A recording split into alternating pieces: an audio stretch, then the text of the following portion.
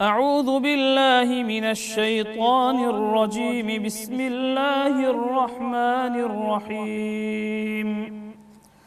قد أفلح المؤمنون الذين هم في صلاتهم خاشعون والذين هم عن اللغو معرضون والذين هم للزكاة فاعلون والذين هم لفروجهم حافظون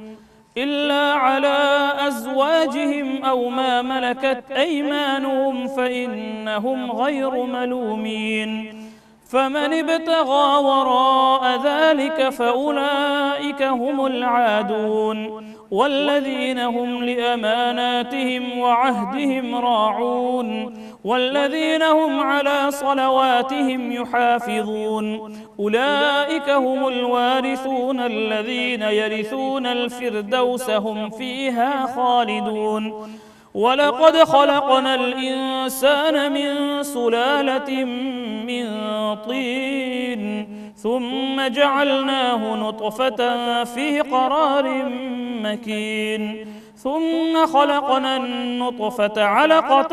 فخلقنا العلقة مضغة فخلقنا المضغة عظاما فكسونا العظام لحما ثم أنشأناه خلقا آخر فتبارك الله أحسن الخالقين. ثم إنكم بعد ذلك لميتون ثم إنكم يوم القيامة تبعثون. ولقد خلقنا فوقكم 7 طرائق وما كنا عن الخلق غافلين وأنزلنا من السماء ماء بقدر فأسكناه في الأرض وإنا على ذهاب به لقادرون. فأنشأنا لكم به جنات من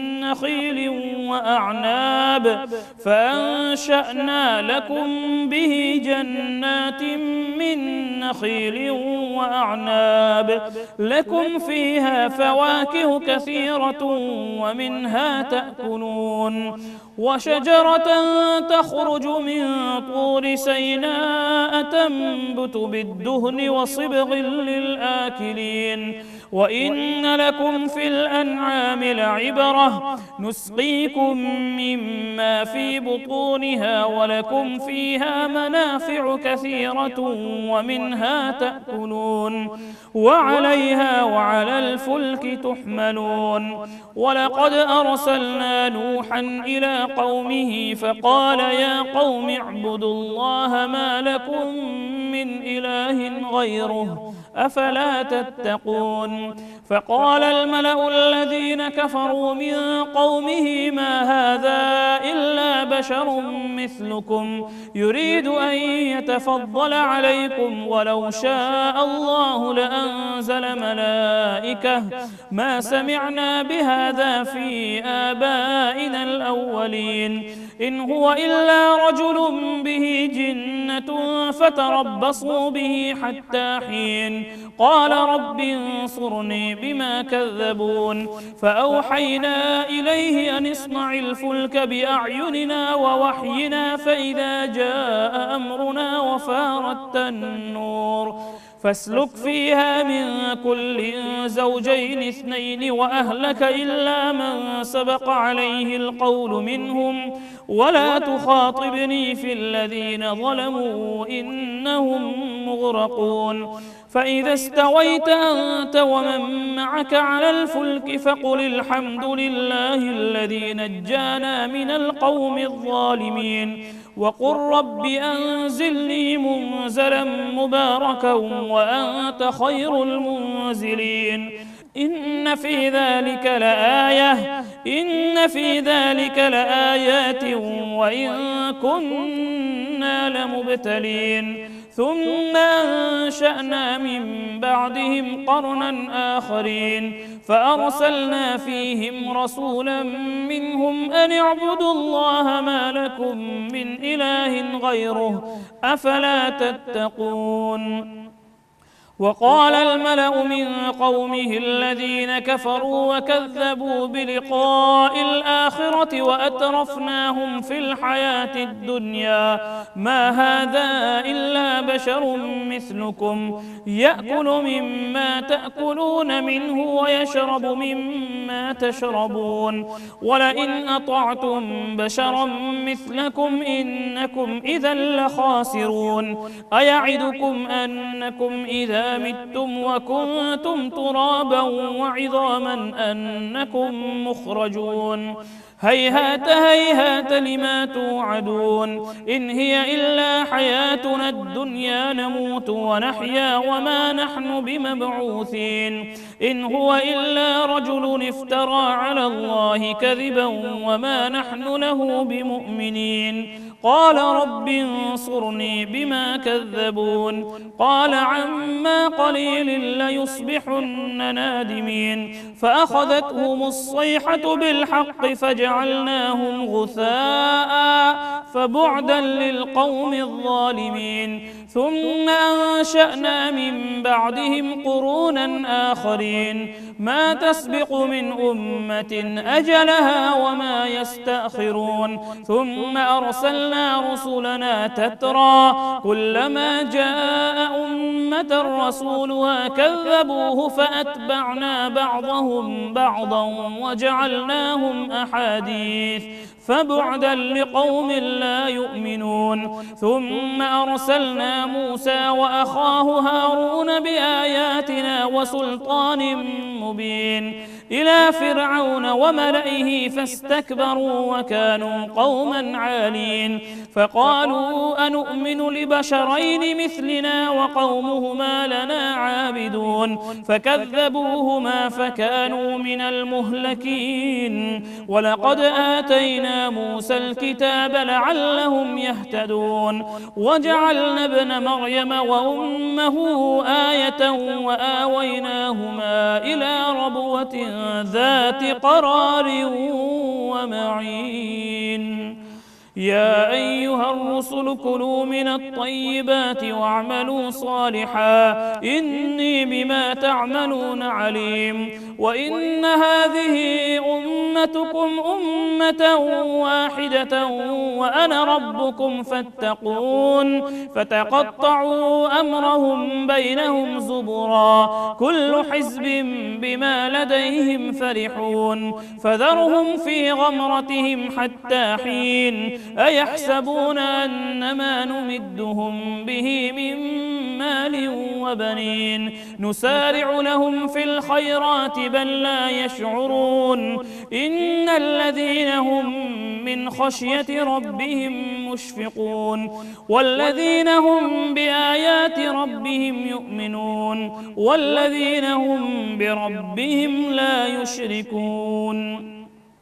والذين يؤتون ما آتوا وقلوبهم وجلة أنهم إلى ربهم راجعون أولئك يسارعون في الخيرات وهم لها سابقون ولا نكلف نفسا إلا وسعها ولدينا كتاب ينطق بالحق وهم لا يظلمون بل قلوبهم في غمرة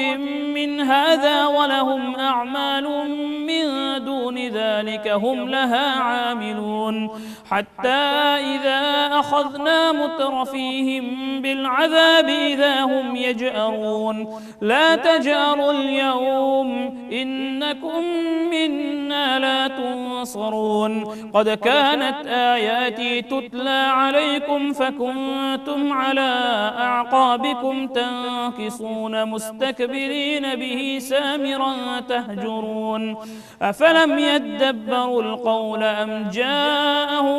ما لم يأت آباءهم الأولين أم لم يعرفوا رسولهم فهم له منكرون أم يقولون به جنة بل جاءهم بالحق وأكثرهم للحق كارهون ولو اتبع الحق أهواءهم لفسدت السماوات والأرض ومن فيهن بل أتيناهم بذكرهم فهم عن ذكرهم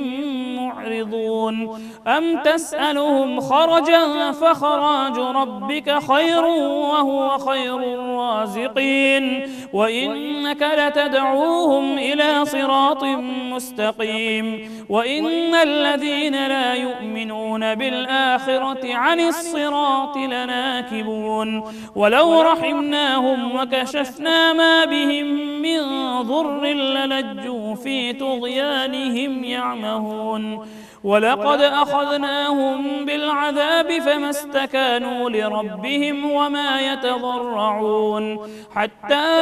إذا فتحنا عليهم بابا ذا عذاب شديد إذا هم فيه مبلسون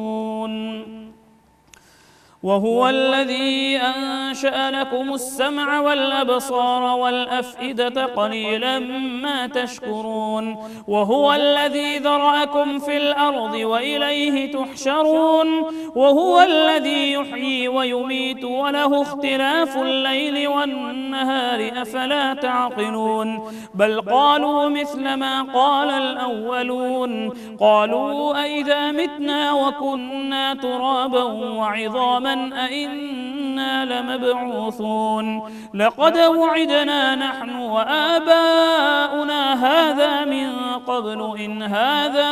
إلا أساطير الأولين قل لمن الأرض ومن فيها إن كنتم تعلمون سيقولون لله قل أفلا تذكرون قل من رب السماوات السبع ورب العرش العظيم سيقولون لله قل أفلا تتقون قل من بيده ملكوت كل شيء وهو يجير ولا يجار عليه إن كنتم تعلمون سيقولون لله قل فأنى تسحرون بل أتيناهم بالحق وإنهم لكاذبون ما اتخذ الله من ولد وما كان معه من إله إذا لذهب كل إله بما خلق ولعلى بعضهم على بعض سبحان الله عما يصفون عالم الغيب والشهادة فتعالى عما يشركون قل رب إما تريني ما يوعدون رب فلا تجعلني في القوم الظالمين وإنا على أن نريك ما نعدهم لقادرون ادفع بالتي هي أحسن السيئة نحن أعلم بما يصفون وقل رب أعوذ بك من همزات الشياطين وأعوذ بك رب أن يحضرون حتى إذا جاء أحدهم الموت قال رب ارجعون لعلي أعمل صالحا فيما تركت كلا إنها كلمة هو قائلها ومن ورائهم برزخ إلى يوم يبعثون فإذا نفخ في الصور فلا أنساب بينهم يومئذ ولا يتساءلون فمن ثقلت موازينه فأولئك هم المفلحون ومن خفت موازينه فأولئك الذين خسروا أنفسهم في جهنم خالدون تلفح وجوههم النار وهم فيها كالحون ألم تكن آياتي تتلى عليكم فكنتم بها تكذبون قالوا ربنا غلبت علينا شقوتنا وكنا قوما ضالين ربنا أخرجنا منها فإن عدنا فإنا ظالمون قال اخسئوا فيها ولا تكلمون إنه كان فريق من عبادي يقولون ربنا آمنا فاغفر لنا وارحمنا وأنت خير الراحمين فاتخذتموهم سخريا حتى أنسوكم ذكري وكنتم منهم تضحكون إني جزيتهم اليوم بما صبروا أنهم هم الفائزون قال كم لبثتم في الأرض عدد سنين قالوا لبثنا يوما أو بعض يوم فاسأل العادين قال إن لبثتم إلا قليلا لو أنكم كنتم تعلمون أفحسبتم أنما خلقناكم عبثا وأنكم إلينا لا ترجعون فتعالى الله الملك الحق لا إله إلا هو رب العرش الكريم ومن يدع مع الله إلها آخر لا برهان له به فإنما حسابه عند ربه إنه لا يفلح الكافرون وقل رب اغفر وارحم وأنت خير الراحمين بسم الله الرحمن الرحيم سورة أنزلناها وفرضناها وأنزلنا فيها آيات بينات لعلكم تذكرون الزانية والزاني فاجلدوا كل واحد منهما 100 جلدة ولا تأخذكم بهما رأفة في دين الله إن كنتم تؤمنون بالله واليوم الآخر وليشهد عذابهما طائفة من المؤمنين الزاني لا ينكح إلا زانية أو مشركة والزانية لا ينكحها إلا زان أو مشرك وحرم ذلك على المؤمنين والذين يرمون المحصنات ثم لم يأتوا ب4 شهداء فاجلدوهم 80 جلدة ولا تقبلوا لهم شهادة أبدا وأولئك هم الفاسقون إلا الذين تابوا من بعد ذلك وأصلحوا فإن الله غفور رحيم والذين يرمون أزواجهم ولم يكن لهم شهداء إلا أنفسهم فشهادة عهدهم 4 شهادات بالله إنه لمن الصادقين والخامسة أن لعنة الله عليه إن كان من الكاذبين ويدرأ عنها العذاب أن تشهد 4 شهادات بالله إنه لمن الكاذبين والخامسة أن غضب الله عليها إن كان من الصادقين ولولا فضل الله عليكم ورحمته وأن الله تواب حكيم إن الذين جاءوا بالإفك عصبة منكم لا تحسبوه شرا لكم بل هو خير لكم لكل امرئ منهم ما اكتسب من الإثم والذي تولى كبره منهم له عذاب عظيم لولا إذ سمعتموه ظن المؤمنون والمؤمنات بأنفسهم خيرا وقالوا هذا إفك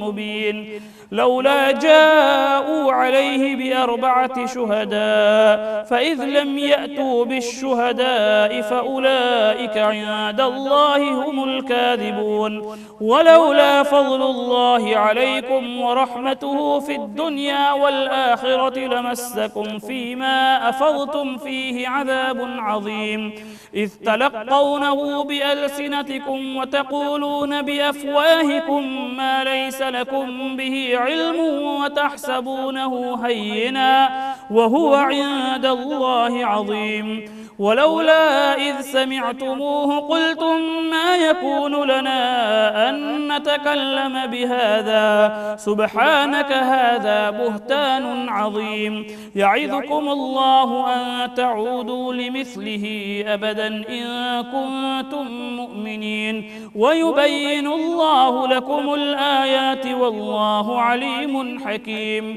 إن الذين يحبون أن تشيع الفاحشة في الذين آمنوا لهم عذاب أليم في الدنيا والآخرة والله يعلم وأنتم لا تعلمون ولولا فضل الله عليكم ورحمته وأن الله رؤوف رحيم يا أيها الذين آمنوا لا تتبعوا خطوات الشيطان ومن يتبع خطوات الشيطان فإنه يأمر بالفحشاء والمنكر ولولا فضل الله عليكم ورحمته ما زكى منكم من أحد أبدا ولكن الله يزكي من يشاء والله سميع عليم ولا يأت لأولو الفضل منكم والسعة أن يؤتوا أولي القربى والمساكين والمهاجرين في سبيل الله وليعفوا وليصفحوا ألا تحبون أن يغفر الله لكم والله غفور رحيم إن الذين يرمون المحصنات الغافلات المؤمنات لعنوا في الدنيا والآخرة ولهم عذاب عظيم يوم تشهد عليهم ألسنتهم وأيديهم وأرجلهم بما كانوا يعملون يومئذ يوفيهم الله دينهم الحق ويعلمون أن الله هو الحق المبين الخبيثات للخبيثين والخبيثون للخبيثات والطيبات للطيبين والطيبون للطيبات أولئك مبرؤون مما يقولون لهم مغفرة ورزق كريم يا أيها الذين آمنوا لا تدخلوا بيوتا غير بيوتكم حتى تستأنسوا وتسلموا على أهلها ذلكم خير لكم لعلكم تذكرون فإن لم تجدوا فيها أحدا فلا تدخلوها حتى يؤذن لكم وإن قيل لكم ارجعوا فارجعوا هو أزكى لكم والله بما تعملون عليم ليس عليكم جناح أن تدخلوا بيوتا غير مسكونة فيها متاع لكم والله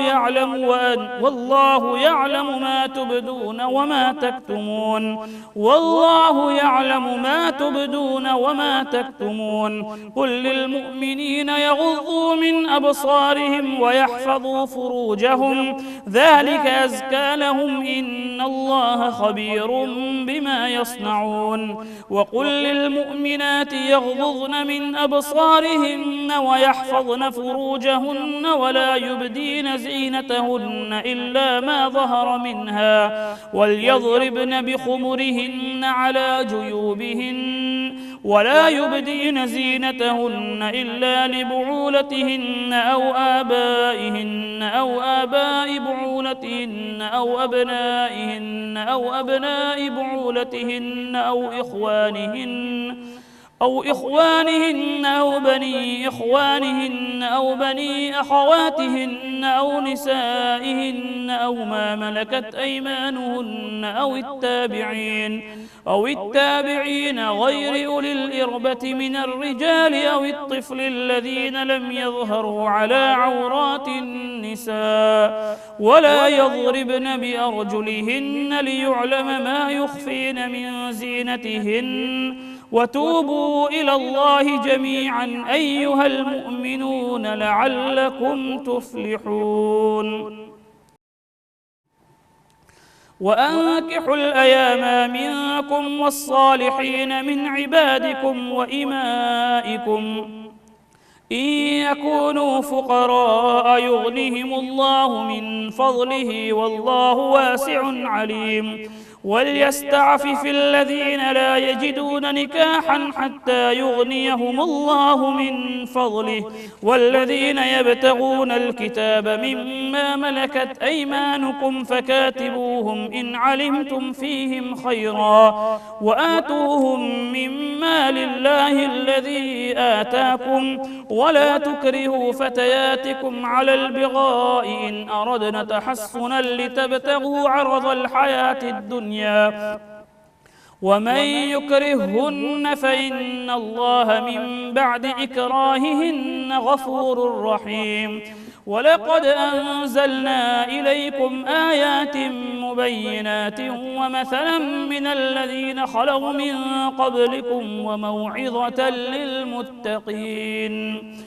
الله نور السماوات والأرض مثل نوره كمشكاة فيها مصباح المصباح في زجاجة الزجاجة كأنها كوكب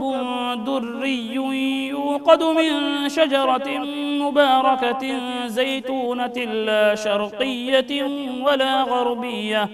يكاد زيتها يضيء ولو لم تمسسه نار نور على نور يهدي الله لنوره من يشاء ويضرب الله الأمثال للناس والله بكل شيء عليم في بيوت أذن الله أن ترفع ويذكر فيها اسمه يسبح له فيها بالغدو والآصال رجال لا تلهيهم تجارة ولا بيع عن ذكر الله وإقام الصلاة وإيتاء الزكاة يخافون يوما تتقلب فيه القلوب والأبصار ليجزيهم الله أحسن ما عملوا ويزيدهم من فضله والله يرزق من يشاء بغير حساب والذين كفروا أعمالهم كسراب بقيعة يحسبه الظمآن ماء حتى إذا جاءه لم يجده شيئا ووجد الله عنده فوفاه حسابه والله سريع الحساب أو كظلمات في بحر لجي يغشاه موج من فوقه موج من فوقه سحاب ظلمات بعضها فوق بعض إذا أخرج يده لم يكد يراها ومن لم يجعل الله له نورا فما له من نور ألم تر أن الله يسبح له من في السماوات والأرض والطير صافات كل قد علم صلاته وتسبيحه والله عليم بما يفعلون ولله ملك السماوات والأرض وإلى الله المصير ألم تر أن الله يزجي سحابا ثم يؤلف بينه ثم يجعله ركاما فترى الودق يخرج من خلاله وينزل من السماء من جبال فيها من برد فيصيب به من يشاء ويصرفه عن من يشاء يكاد سنا برقه يذهب بالأبصار يقلب الله الليل والنهار إن في ذلك لعبرة لأولي الأبصار والله خلق كل دابة من ماء فمنهم من يمشي على بطنه ومنهم من يمشي على رجلين ومنهم من يمشي على أربع يخلق الله ما يشاء إن الله على كل شيء قدير لقد أنزلنا آيات مبينات والله يهدي من يشاء إلى صراط مستقيم ويقولون آمنا بالله وبالرسول وأطعنا ثم يتولى فريق منهم من بعد ذلك وما أولئك بالمؤمنين وما أولئك بالمؤمنين وإذا دعوا إلى الله ورسوله ليحكم بينهم إذا فريق منهم معرضون وإن يكن لهم الحق يأتوا إليه مذعنين أفي قلوبهم مرض أم ارتابوا أم يخافون أن يحيف الله عليهم ورسوله بل أولئك هم الظالمون إنما كان قول المؤمنين إذا دعوا إلى الله ورسوله ليحكم بينهم أن يقولوا سمعنا وأطعنا وأولئك هم المفلحون ومن يطع الله ورسوله ويخشى الله ويتقه فأولئك هم الفائزون وأقسموا بالله جهد أيمانهم لئن أمرتهم ليخرجن قل لا تقسموا طاعة معروفة إن الله خبير بما تعملون قل أطيعوا الله وأطيعوا الرسول فإن تولوا فإنما عليه ما حمل وعليكم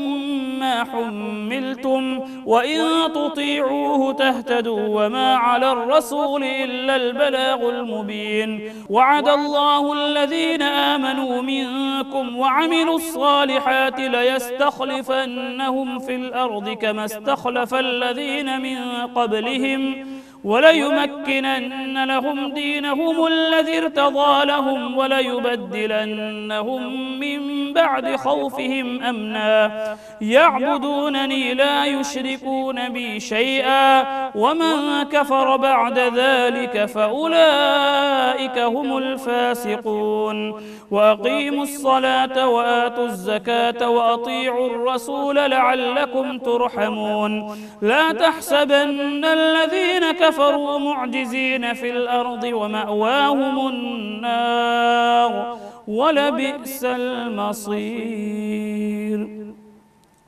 يا أيها الذين آمنوا ليستأذنكم الذين ملكت أيمانكم والذين لم يبلغوا الحلم منكم 3 مرات من قبل صلاة الفجر وحين تضعون ثيابكم من الظهيرة ومن بعد صلاة العشاء 3 عورات لكم ليس عليكم ولا عليهم جناح بعدهن طوافون عليكم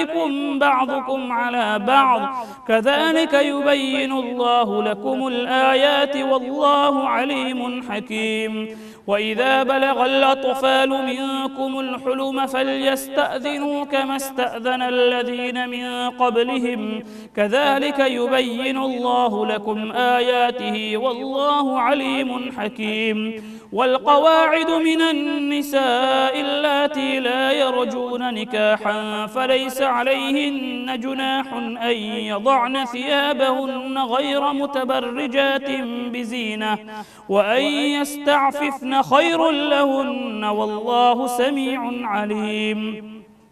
ليس على الأعمى حرج ولا على الأعرج حرج ولا على المريض حرج ولا على أنفسكم أن تأكلوا من بيوتكم أو بيوت آبائكم أو بيوت أمهاتكم أو بيوت إخوانكم أو بيوت إخوانكم أو بيوت أخواتكم أو بيوت أعمامكم أو بيوت عماتكم أو بيوت أخوالكم أو بيوت خالاتكم أو ما ملكتم مفاتحه أو صديقكم ليس عليكم جناح أن تأكلوا جميعا أو أشتاتا فإذا دخلتم بيوتا فسلموا على أنفسكم تحية من عند الله مباركة طيبة كذلك يبين الله لكم الآيات لعلكم تعقلون إنما المؤمنون الذين آمنوا بالله ورسوله وإذا كانوا معه على أمر جامع لم يذهبوا حتى يستأذنوه إن الذين يستأذنونك أولئك الذين يؤمنون بالله ورسوله فإذا استأذنوك لبعض شأنهم فأذن لمن شئت منهم واستغفر لهم الله إن الله غفور رحيم لا تجعلوا دعاء الرسول بينكم كدعاء بعضكم بعضا قد يعلم الله الذين يتسللون منكم لواذا فليحذر الذين يخالفون عن أمره أن تصيبهم فتنة أو يصيبهم عذاب أليم ألا إن لله ما في السماوات والأرض قد يعلم ما أنتم عليه ويوم يرجعون إليه فينبئهم بما عملوا والله بكل شيء عليم بسم الله الرحمن الرحيم تبارك الذي نزل الفرقان على عبده ليكون للعالمين نذيرا الذي له ملك السماوات والأرض ولم يتخذ ولدا ولم يكن له شريك في الملك وخلق كل شيء فقدره تقديرا واتخذوا من دونه آلهة لا يخلقون شيئا وهم يخلقون ولا يملكون لأنفسهم ضرا ولا نفعا ولا يملكون موتا ولا حياة ولا نشورا وقال الذين كفروا إن هذا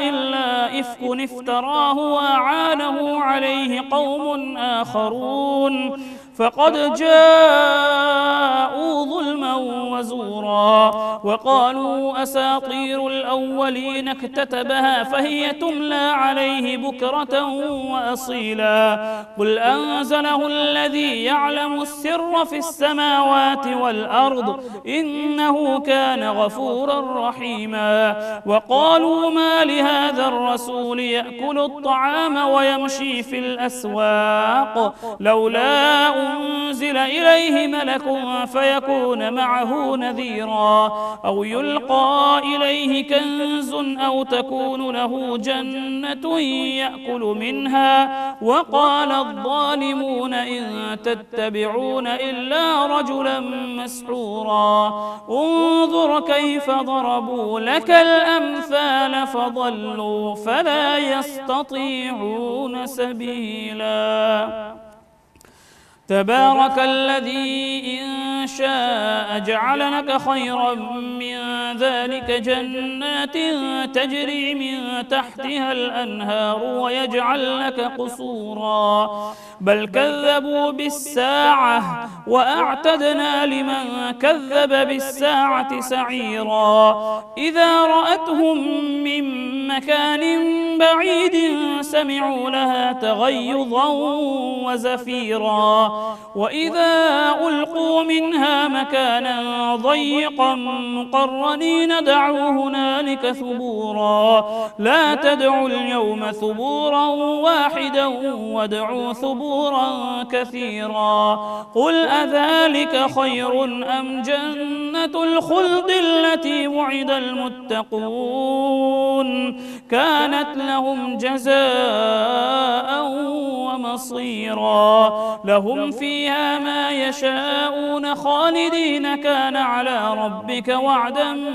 مسئولا ويوم يحشرهم وما يعبدون من دون الله فيقول أأنتم أضللتم عبادي هؤلاء أم هم ضلوا السبيل قالوا سبحانك ما كان ينبغي لنا أن نتخذ من دونك من أولياء ولكن متعتهم وآباءهم حتى نسوا الذكر وكانوا قوما بورا فقد كذبوكم بما تقولون فما تستطيعون صرفا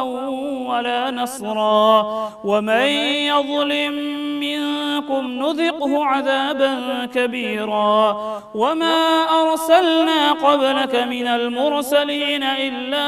إنهم ليأكلون الطعام ويمشون في الأسواق